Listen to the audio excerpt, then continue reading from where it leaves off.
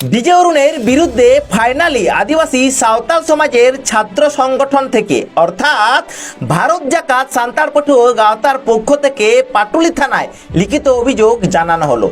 এর সাথে যারা মনে করেন আদিবাসী মানে এই জঙ্গলে থাকেন, আদিবাসী মানে এই পাহাড়ে থাকেন, তাদের উদ্দেশ্যে বলতে চাই এই জঘন্যতম কুরুচিকর বক্তব্যের বিরুদ্ধে হয়েছেন কলকাতা হাইকোর্টে অ্যাডভোকেট সৌম মান্ডি। অর্থাৎ এখানে আপনাদের পরিষ্কারভাবে বলতে চাই, যে সকল মানুষরা ভাবেন আদিবাসীরা জঙ্গলে থাকে, আদিবাসীরা পাহাড়ে থাকে, তাদেরকে বলবো আমাদের আদিবাসীরা কলকাতা হাইকোর্টেও কিন্তু থাকেন, সেটা কিন্তু মনে রাখবেন। এই ভিডিও বার্তার মাধ্যমে কলকাতা হাইকোর্টের অ্যাডভোকেট সৌম মান্ডি কি বলছেন, কি বলতে চেয়েছেন, কি মেসেজ বার্তা দিতে চেয়েছেন, এই ভিডিওর মাধ্যমে আমরা জানবো। আর হ্যাঁ, যারা আদিবাসীদেরকে পিছিয়ে পড়া জাতি বলে মনে করে তাদের উদ্দেশ্যে, তাদের লক্ষ্য করে এই ভিডিওটি প্রচুর পরিমাণে শেয়ার করুন, যাতে যারা এই কুসংস্কার সমাজে বসবাস করছেন, এই কুসংস্কার সমাজ থেকে বেরিয়ে আসে। দেখুক আদিবাসী কারা, আদিবাসী এই ভারতের কে, এই আদিবাসীরা ভারতবর্ষে কি ভূমিকা পালন করেছেন সেটাও যাতে এনারা ভালো করে বুঝতে পারেন। চলুন তাহলে এই ভিডিওটি দেখা যাক। সকলকে ফুলসাই জোহার এবং সংগ্রামী অভিনন্দন।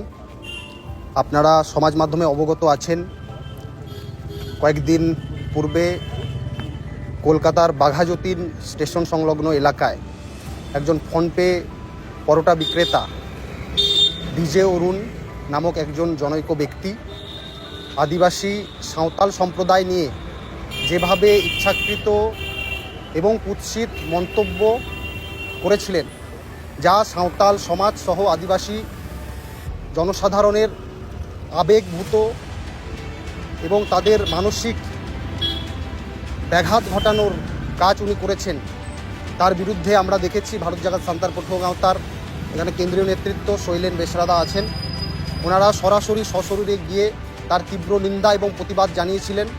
এবং গতকালকে আমাদের আদিবাসী সমাজের আরেক নেতৃত্ব বিশাল ওনারাও তার বিরুদ্ধে যোগ্য জবাব দেওয়ার জন্য উপস্থিত ছিলেন এবং আইনি পরিসরে তার পূর্ণাঙ্গ তদন্ত হয়ে আইনি ক্ষেত্রে এর একটা বিহিত হওয়ার প্রয়োজন আছে। এবং সেই কারণেই আজকে ওই বাঘাযতীন এলাকার যে জুরিসডিকশন, এই পাটুলি থানায় ভারত জাকাত সান্তাল পটুয়া গাঁওতা ওনাদের সংগঠনের পক্ষ থেকে লিখিত আকারে অভিযোগ দায়ের করেছেন।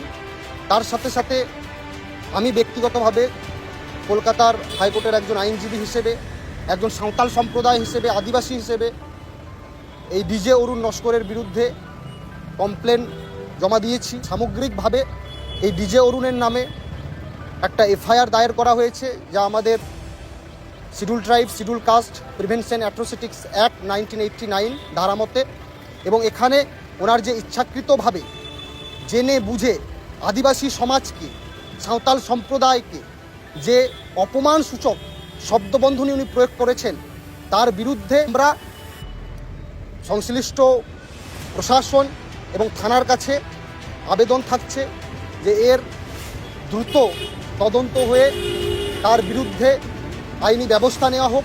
এবং আগামী দিনে আমরা আমাদের সমগ্র সমাজের জনসাধারণের মানুষের কাছে আবেদন রাখছি, আপনারাও আমাদের পাশে থাকুন, এর আমরা শেষ দেখে ছাড়ব।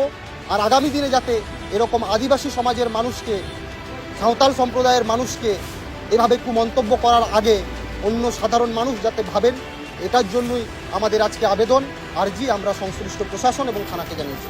সকলকে ফুলসাই জোহার এবং সংগ্রামী অভিনন্দন।